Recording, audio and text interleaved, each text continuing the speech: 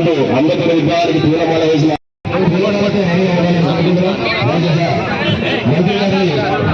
తీసుకురావాలని మరోసారి కోరుకుంటూ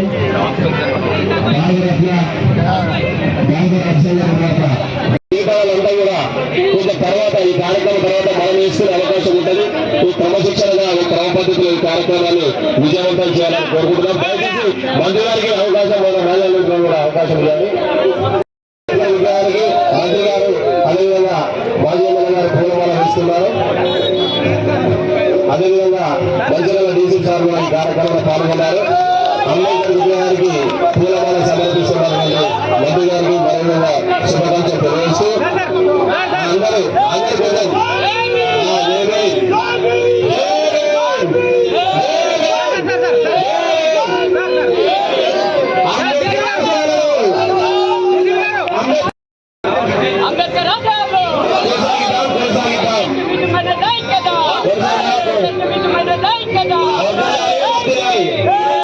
విగ్రహానికి పూలమాల వేసి సెల్యూట్ చేస్తున్నారు.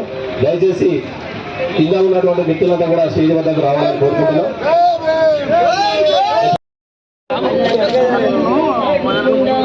మీద మీద పడక మహిళా సోదరులకు కూడా కొంచెం అవకాశం ఇవ్వాలి. ఎస్సీ ఎస్టీ బీసీ మైనార్టీల ఐక్యత మంత్రి గారు ఇప్పుడు పంచశీల జెండాను ఆవిష్కరిస్తున్నారు.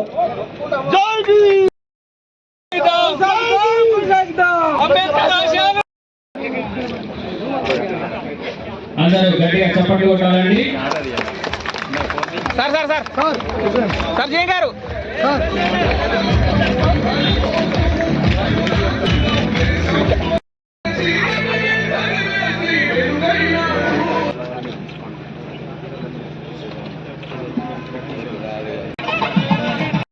ప్రారంభం నుంచి మాట్లాడాల్సి చేస్తుంది.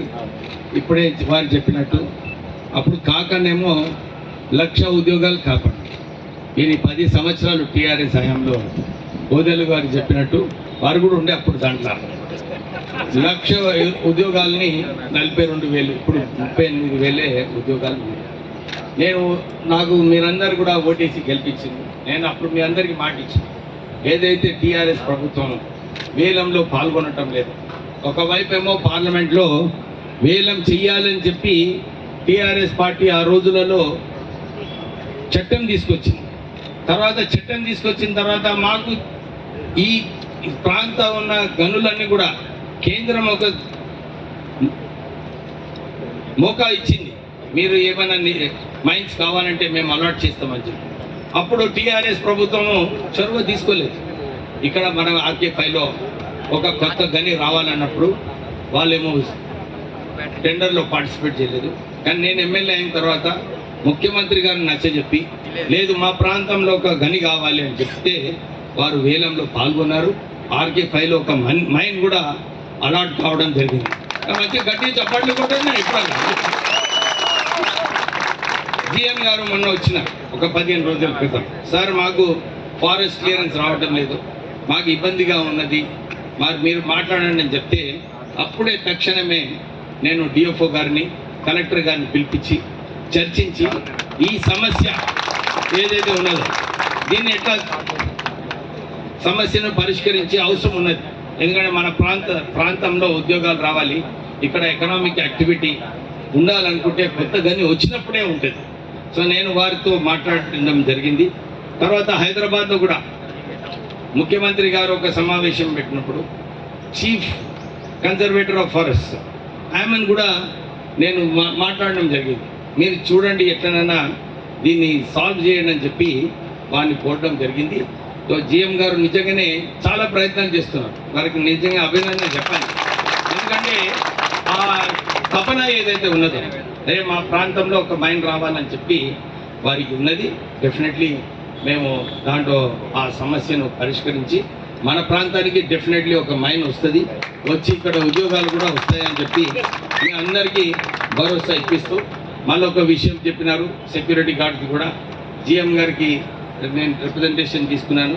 మీరు దాంట్లో ఏదైతే కండిషన్స్ పెట్టినారో పాత మంది ఎవరైతే మనం 200 మంది ఆల్రెడీ పనిచేసినారో వాళ్ళకి కండిషన్స్ పెట్టొద్దు.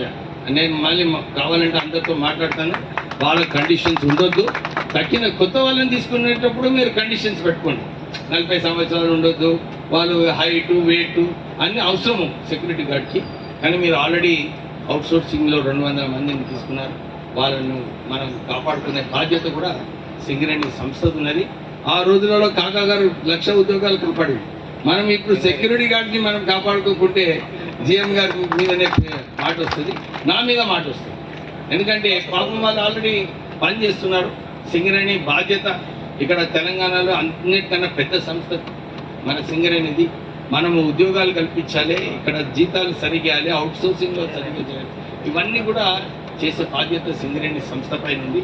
సో మీరందరూ కూడా ఏదైతే ఇంతకుముందు ఆలోచన ఉందో మన ప్రాంతాన్ని అభివృద్ధి, నేను మళ్ళీ ఒకసారి ఇప్పుడు ఎందుకంటే ఆయన స్టార్ట్ చేసి నేను ఇక రాజకీయ నాయకుడిని ఏదో ఒకటి మాట్లాడాలి కదా, మాట్లాడితే ఇప్పుడు మన మందమరి గురించి నేను 30 కోట్లతోని అమృత్ స్కీమ్ ప్రోగ్రామ్ నడుస్తుంది. సో మనందరికీ ఇప్పుడు మంచినీటి కరువు లేదు. కానీ ఈ 30 కోట్ల వర్క్ ఇంకొక 6 monthsలో అయిపోతుంది. అయినప్పుడు ఎవ్వరికి కూడా మంచినీటి కరువు ఉండదు. దాంతోపాటు నేను వచ్చిన తర్వాత మన ఈ సింగరేణి ప్రాంతంలో మందమరిలో అన్ని చోట్ల కూడా సీసీ రోడ్స్, డ్రైన్స్ అన్ని చోట్ల కూడా నేను నిధులు పెట్టడం జరిగింది. మళ్ళీ కూడా ఏమైనా ఉంటే నాకు చెప్పాలి. మొన్న సింగరేణి ఏరియాస్లో గార్బేజ్ క్లీనింగ్ సరిగా కాకుంటే జిఎం గారికి చెప్పడం జరిగింది. ఆ పనులు కూడా మంచిగా నడుస్తున్నాయి. అందరం కలిస్తేనే మన ఈ మందమరి టౌన్ని మంచిగా చేసుకోవచ్చు. నేను మళ్ళొకసారి మీ అందరికీ భరోసా ఇస్తున్నాను. ఎప్పుడైతే ఇంతకుముందు పెద్ద పెద్ద బిల్డింగ్లు పెట్టి కమిషన్లను అనుకున్నారో, నేను కేవలం ప్రజలకు డైలీ ఏదైతే వారికి అవస్థపడుతున్నారో ఆ అవస్థలన్నీ కూడా దూరం చేయాలని చెప్పి నిధులు పెడుతున్నాను. ఇంకా కొన్ని నిధులు కావాలనుకుంటే కూడా నేను నగర అభివృద్ధి దాంట్లో 18 కోట్ల రూపాయలు మన మందమరికి ఆల్రెడీ శాంక్షన్ అయినాయి, పనులు నడుస్తున్నాయి. ఇంకొక 20 కోట్ల రూపాయలు మన మందమరికి శాంక్షన్ చేయించుకుంటూ మన పనులన్నీ పూర్తిగా చేసుకుందామని చెప్తూ ముగిస్తున్నాం. జై భీమ్.